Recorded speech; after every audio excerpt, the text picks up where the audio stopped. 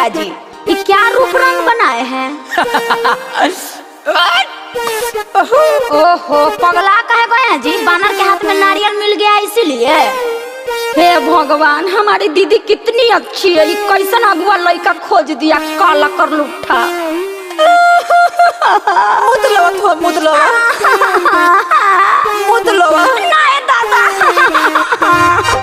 चांद लेखा दीदी मेरी सुंदर है, दूल्हा तो काला बंदर है। चांद लेखा दीदी मेरी सुंदर है, और दूल्हा तो काला बंदर है। काले है तो क्या हुआ दिल वाले हैं। अच्छा। ऑफर में सरकारी नौकरी वाले हैं। काले है तो क्या हुआ दिल वाले हैं, ऊपर से सरकारी नौकरी वाले हैं। नौकरियां लेकर और चोटी हैं। अले तू फोड़ा थोना तू फोड़ा। Music by Neha studio. मुँह में फेयर लवलिया का लगा लेती, मुँह में मीठा पानी इलायची चबा लेती। अरे कम से कम ओठो तो लाल हो जाए। तारा दीदिया खानी लाली ओठा लालिया हो। अच्छा। और कहा तो पहली कना बलिया हो। अरे मुहावा तो लगता छुछुंदर है, मुहावा तो लगता छुछुंदर है। दूल्हा बात काला बंदर है। काले है तो क्या हुआ दिल वाले हैं। अच्छा। ऑफर में सरकारी नौकरी वाले हैं। पहले मुंह खोली, रसगुल्ला चाभी। देखिए साली जी, रसगुल्ला बनना चाहिए। अरे बड़का मुंह पाइए ना, लीजिए ना, खाइए ना।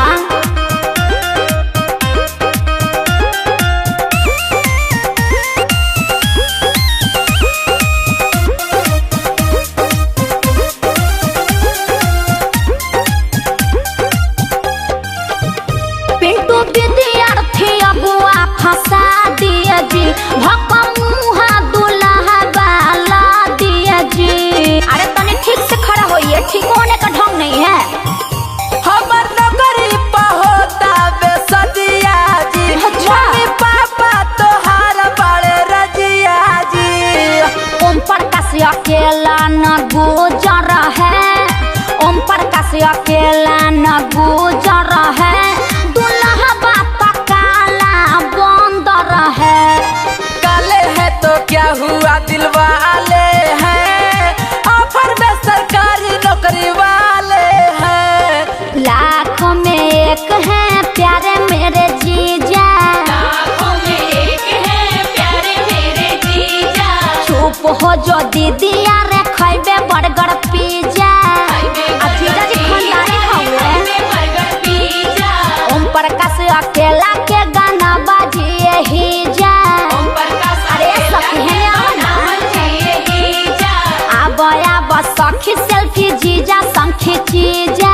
जीजा संखी जीजा हो, जीजा संखी जीजा। छोटे जीजा सुगन खिलाएंगे भतीजा। खिलाएंगे भतीजा, खिलाएंगे भतीजा। जल्दी से तैयारी विदाई के करी जा।